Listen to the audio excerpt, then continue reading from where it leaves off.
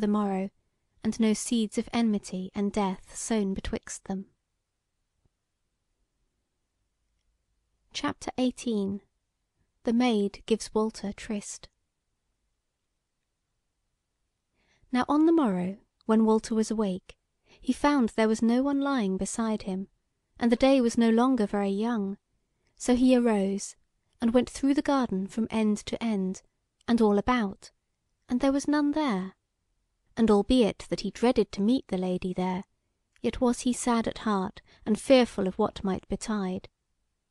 Howsoever, he found the gate whereby they had entered yesterday, and he went out into the little dale.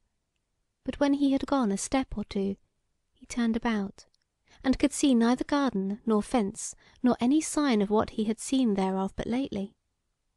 He knit his brow, and stood still to think of it, and his heart grew the heavier thereby. But presently he went his ways and crossed the stream, but had scarce come up onto the grass on the further side, ere he saw a woman coming to meet him. And at first, full as he was of the tide of yesterday and the wondrous garden, deemed that it would be the lady. But the woman stayed her feet, and stooping laid a hand on her right ankle, and he saw that it was the Maid. He drew anigh to her, and saw that she was naught so sad of countenance as the last time she had met him, but flushed of cheek and bright-eyed. As he came up to her, she made a step or two to meet him, holding out her two hands, then refrained her, and said smiling: "Ah, friend, belike this shall be the last time that I shall say to thee, touch me not, nay, not so much as my hand, or if it were but the hem of my raiment."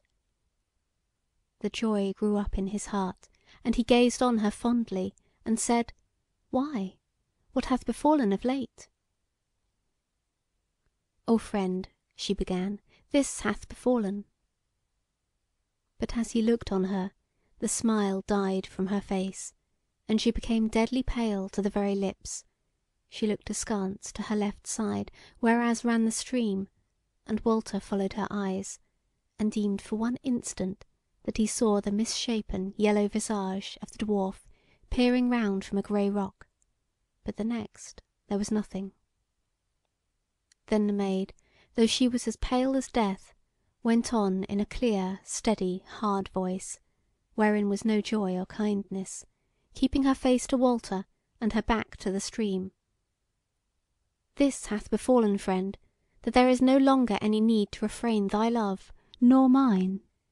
Therefore I say to thee, come to my chamber, and it is the Red Chamber over against thine, though thou knewest it not, an hour before this next midnight, and then thy sorrow and mine shall be at an end.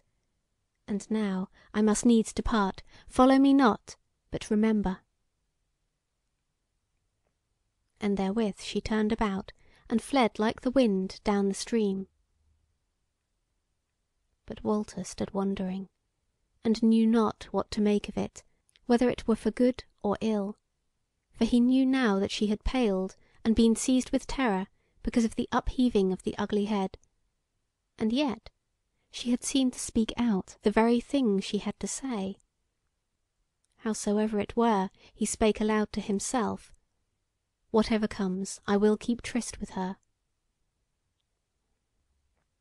Then he drew his sword, and turned this way and that, looking all about, if he might see any sign of the evil thing, but nought might his eyes behold, save the grass, and the stream, and the bushes of the dale. So then, still holding his naked sword in his hand, he clomb the bent out of the dale, for that was the only way he knew to the Golden House. And when he came to the top, and the summer breeze blew in his face, and he looked down a fair green slope, beset with goodly oaks and chestnuts, he was refreshed with the life of the earth, and he felt the good sword in his fist, and knew that there was might and longing in him, and the world seemed open unto him. So he smiled, if it were somewhat grimly, and sheathed his sword, and went on toward the house. End of section 6.